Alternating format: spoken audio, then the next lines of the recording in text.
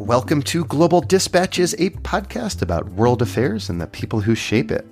I'm your host, Mark Leon Goldberg, editor of UN Dispatch, and in this show we discuss topical global issues and have in-depth conversations with personalities in foreign policy. Global Dispatches is presented in partnership with Humanity in Action, an international educational organization, and I am a Humanity in Action Senior Fellow. The International Committee for the Cross and Red Crescent, otherwise known as the ICRC, is a singularly unique international organization. It was founded over 150 years ago to care for soldiers wounded in battle, and it has evolved substantially since then, including helping to shape what is known today as International Humanitarian Law, that is, the laws of war. This includes the Geneva Conventions, in which the ICRC is specifically named. Today, the ICRC works in conflict zones around the world, providing on-the-ground medical relief and other services to protect the rights and welfare of civilians and combatants in conflict. It also conducts what my guest today, Hugo Slim, calls humanitarian diplomacy at the United Nations and in capitals around the world. Hugo Slim is the policy director for the ICRC, and we discuss what exact policies the ICRC seeks to advance, and we have a broader conversation about the work of the ICRC around the world and the truly distinct role it plays in international affairs, both throughout history and today. Now, the ICRC is an organization that probably everyone listening to this podcast will have heard of. It should not be confused with national Red Cross societies like the American Red Cross or the Syrian Red Crescent. They are distinct entities, though they are related for reasons that Hugo Slim explains. As always, please go to globaldispatchespodcast.com to check out our archives. I should have a steady stream of content towards the end of the year and over the holidays. If you're listening to this contemporaneously, happy holidays to you. If you are looking forward to any particular story, or if there is someone you want me to interview or a topic you want me to cover in the new year, please do send me an email. I do love hearing from you. I love hearing your suggestions. It does actually help me shape my editorial calendar, just knowing what is interesting to you. After all, I do this podcast for you, the listener. I value the relationship that we have, so I really do love hearing from you. So please feel free to reach out any time. You can also hit me up on Twitter at Mark L. Goldberg. All right, now here is my conversation with Dr. Hugo Slim of the International Committee for the Cross and Red Crescent. Well, the International Committee of the Red Cross, for a start, has a very long role in international affairs. We started engaging internationally, and if you like, in humanitarian diplomacy, as we call it, way back in the 1860s, when Henri Dunant found himself in the middle of a battlefield and realized that wounded people should be cared for and protected, and that the best way to do that was to set up a neutral humanitarian organization, and not just to stop there, but actually to create international law to protect wounded people in battle. So the moment the ICRC began to engage internationally to encourage states to make a law, the first Geneva Conventions, back in the 1860s, we began effectively to have a role in international affairs, which is a humanitarian role that spans three areas, really. It spans operations. So just as he started operations working with sick, wounded, dying people on a battlefield, we still work to protect and assist people in the mud and blood of armed conflict every day. We also work, therefore, on the law, and we work tirelessly to encourage states and other warring parties to respect the Geneva Conventions. And we also engage in policy work to try and encourage and shape the way states and other warring parties pursue certain policies of war.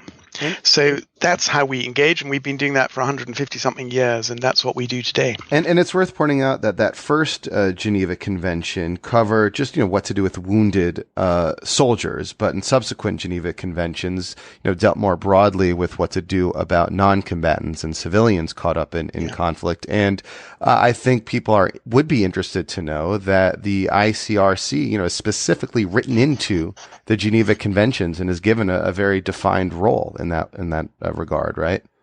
We are, and we're given a very unique role in international affairs, if you like, because we are not an intergovernmental organization. We are a private Swiss humanitarian organization, which is recognized and mandated by states in the Geneva Conventions. And what does it say? Like, what do the Geneva Conventions say about the role of the ICRC today? Well, it says when it's talking about the provision of protection and assistance to people in war, it makes quite clear, and it says that a neutral and impartial humanitarian organization such as the International Committee of the Red Cross may engage, etc., and work for the protection and assistance of people in armed conflict.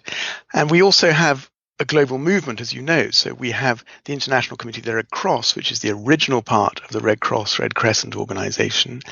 But very soon after we were founded, our founder, Henri Dunant, went around the world and encouraged every country to set up a national society.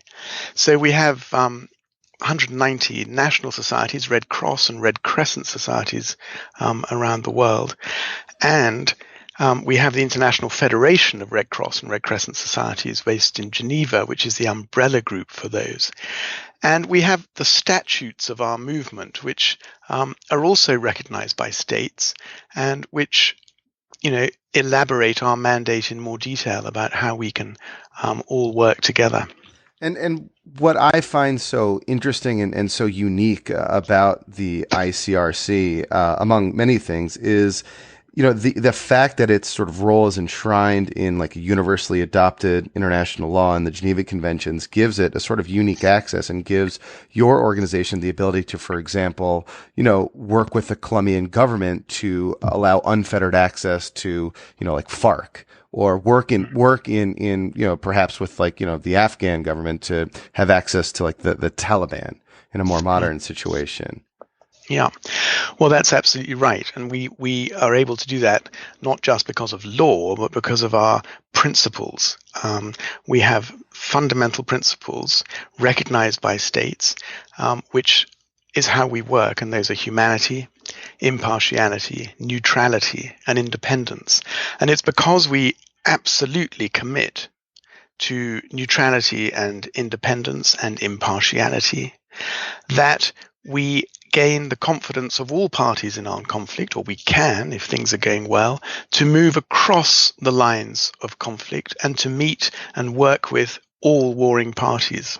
Can you give just a modern example of how that is manifest in conflicts today? Yes, I can give you one actually from my own experience in the last few months. I mean, a few months ago, I was in South Sudan looking at how we work in that particular conflict. And I went up to an opposition area. So I, if you like, crossed over the line of conflict and entered into opposition area. And visited our hospital there. And in that hospital, there were a number of wounded people who were being treated and gradually recovering from wounds they'd received in an attack in another area. And we'd evacuated them to that hospital. It got better, thankfully, thanks to our surgeons and the nurses and everybody in that hospital.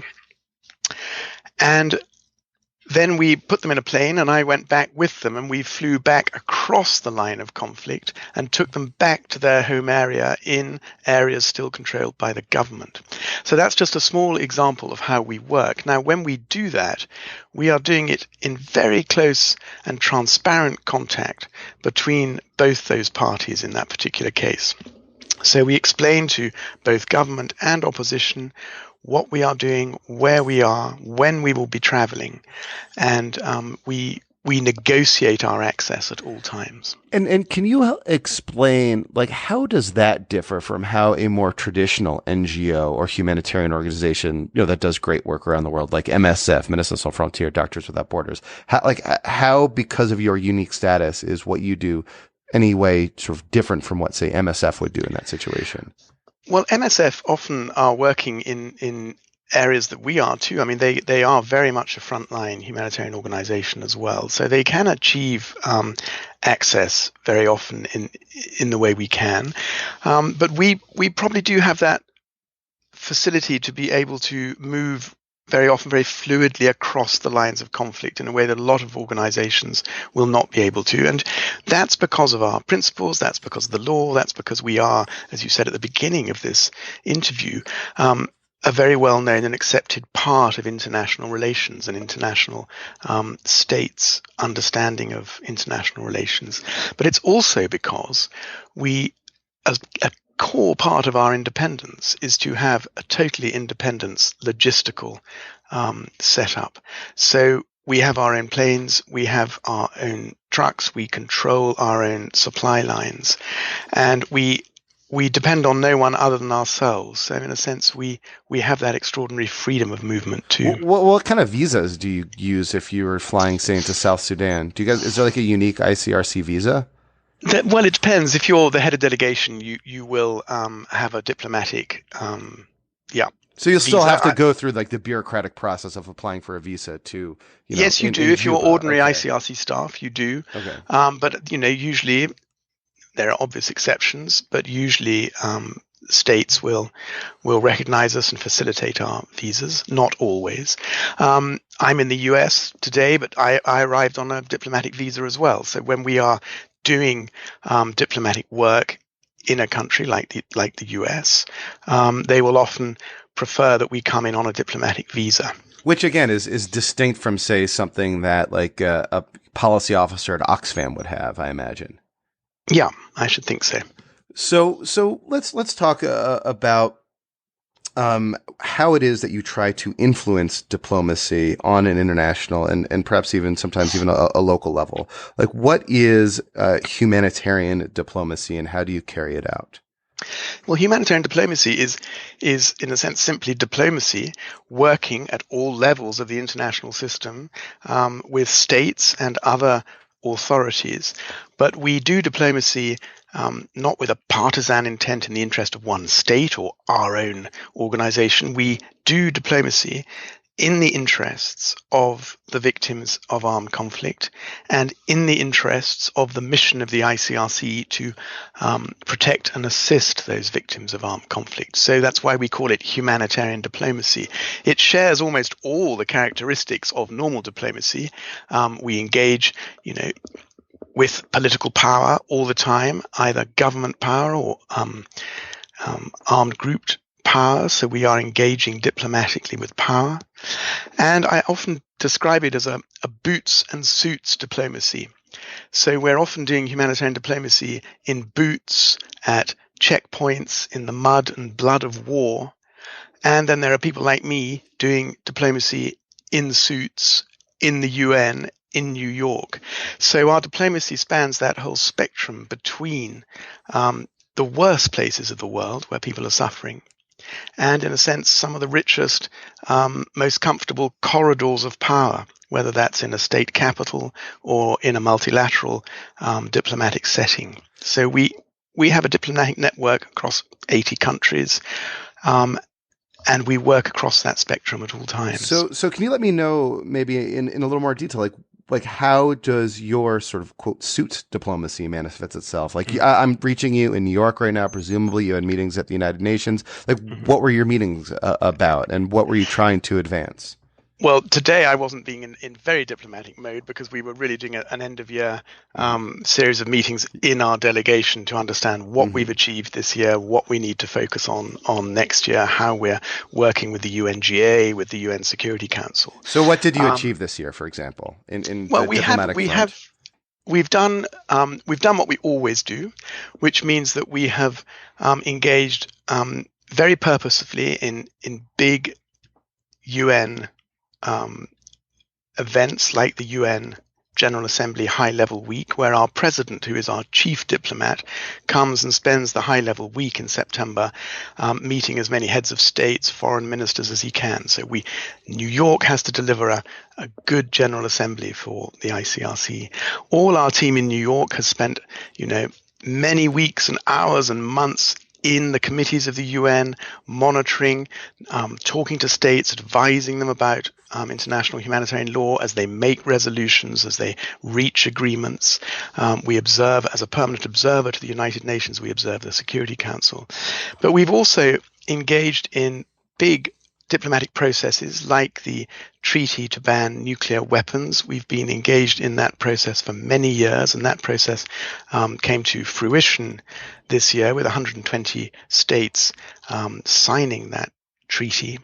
And we've been involved in that for many years. And we're winning the Nobel Peace Prize. We're speaking a couple of days after they just received their Nobel Peace Prize. That's right, absolutely. Yeah. So we were obviously very much in that process, advising. Well, can I actually just stop you there, because that, process is inherently political, in that you are trying to convince, nuclear weapon states not to be, to disarm effectively. And many nuclear weapon states, for example, boycotted the, Nobel Peace Prize ceremony this past weekend. So how are you not running against your, mandate to be neutral and impartial when you are also actively kind of doing politics and high politics in areas that certain governments, powerful governments, might have an interest in undermining your work? Yeah, it's a very good question. I think we treat an issue like that. All our 150 years we've been engaged in weapons development. What is a fair and appropriate and proportionate and discriminate weapon? So we've always been engaged in treaties and rules and laws around weaponry. And of course, we approach nuclear weapons through Geneva Conventions, International Humanitarian Law, which, rules against the deliberate targeting of civilians, which encourages distinction between military and civilian populations, and which urges the principle of proportionality in the use of armed force.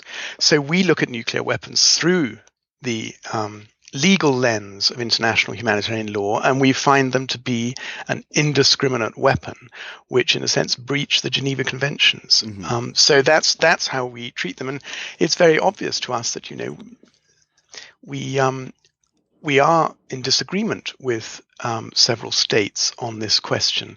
They tell us what they think, and we tell them what we think. And again, the other thing we haven't really talked about is that the ICRC's preferred method of dialogue is always confidential. So we will always be having confidential dialogues with states, and they will be writing to us, and we'll be writing back and talking to them about an issue like nuclear weapons. And they'll make their position very clear to us, the states that disagree with that treaty, and we will put our position too. Well, can I ask you, could you sort of tell me a story or cite an example of the ways in which your unique status at the UN as a permanent observer has led to any sort of discrete policy outcomes that you consider sort of a key victory? Like being in the room has sort of enabled, like a certain line inserted in a treaty or some sort of outcome.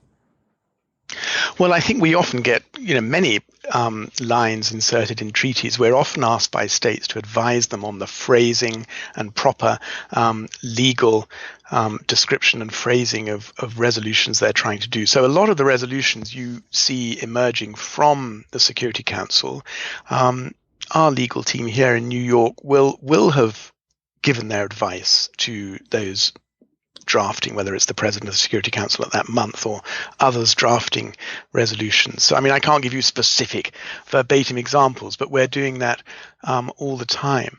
I think we also often join to bring issues to the UN. So if we think about attacks against healthcare, which have become a really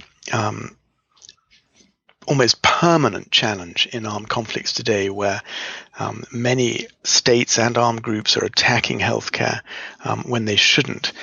we've been part of a movement of states and others and advising those states that have brought resolutions to emphasize the prohibition of attacks against healthcare facilities, ambulances and staff and patients. So we can also advise states on how they bring whole issues to the UN as well. Can you help clarify for listeners, because I think there is some confusion about the relationship between the ICRC, the committee, and some of like the national organizations, like say the American Red Cross. So, for example, the American Red Cross has gotten into some trouble here in the United States recently for reports suggesting that they haven't been careful stewards of donor dollars, but my understanding is that's like totally and completely separate from what you do and your entity. Well, we're all part of something, what we call the same movement. So we are all part of the International Red Cross and Red Crescent movement. And there are three components to that movement. So there's the original International Committee of the Red Cross, who I'm with, who work on armed conflict and war. And there is then all the national societies like the American Red Cross. And then there's the International Federation of Red Cross, Red Crescent organizations, which is the umbrella group, and which coordinates the movement's work on natural disasters in the way that we coordinate the movement's work on armed conflict. Now, national societies are set up as national auxiliaries to government. So they are national humanitarian auxiliaries to government. So they have a close relationship to their government as, if you like, a independent, impartial humanitarian surge capacity to their government. So they are a national organization, but they are part of the Red Cross and Red Crescent movement.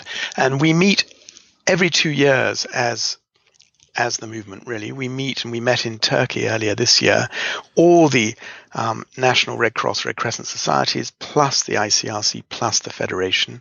And we meet and make humanitarian policy there, and we pass humanitarian resolutions, a bit like the UN would or any other regional organization. And then every 4 years, we meet with the ICRC, the Federation, all national Red Cross, Red Crescent societies, and all states who are high contracting parties to the Geneva Conventions. So every 4 years, the movement meets with the high contracting parties, the states, like the US, like others. Mm-hmm. So another issue that has come up in discussions about the ICRC, about the movement more broadly, is the role of the Syria Red Crescent. Again, as you described, I mean, it's a body that necessarily has to have a relationship with the government of Syria. So it does receive, again, some donor dollars, I think, including from the UN and other agencies to do humanitarian work on the ground. But its relationship with the government causes, some controversy to erupt around that.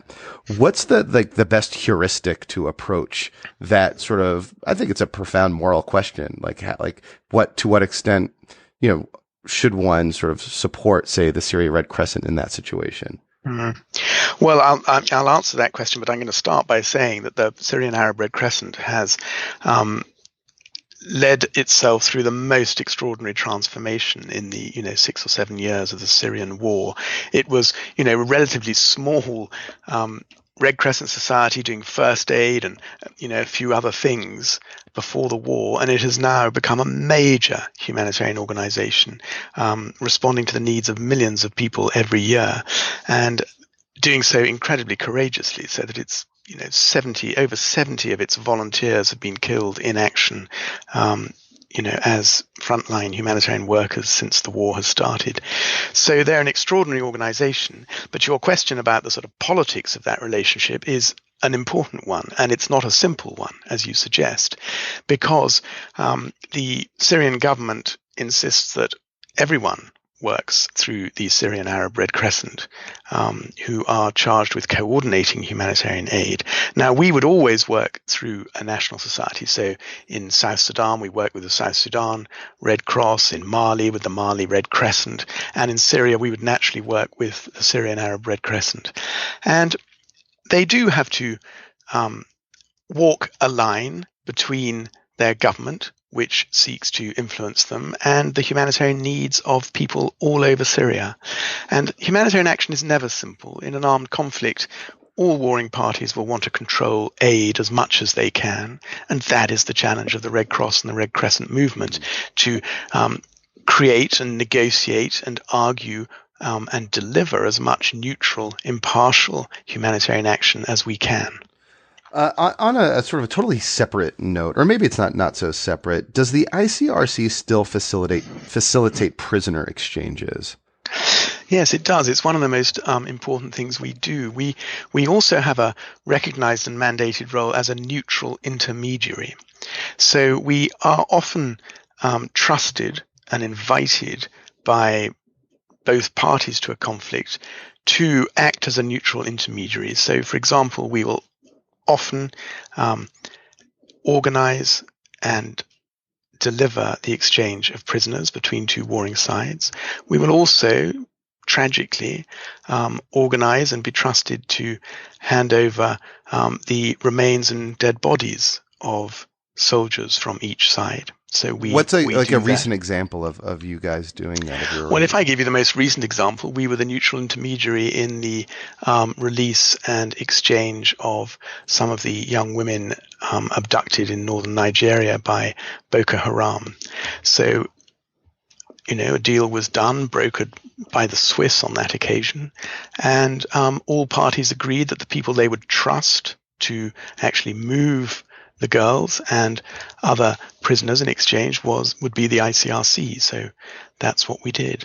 And actually, very movingly at the moment, we're doing a similar sort of thing from a war, more than 30 years ago, because we are working with the Argentinians and the British as well to identify the bodies from that conflict in the Falklands, and to finally inform their families of those missing soldiers that their sons are there, and find a way, I hope, to return the bodies or to find a safe place for them where families can visit them. So finally, looking forward to 2018, what are some of your top priorities from the humanitarian diplomacy from your humanitarian diplomacy objectives?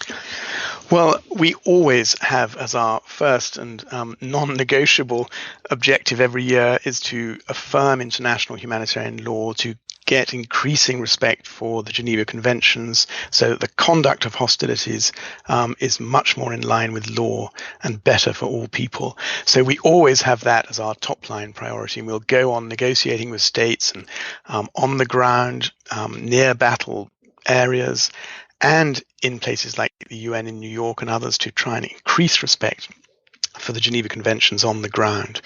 But we also will focus hard on people who are displaced.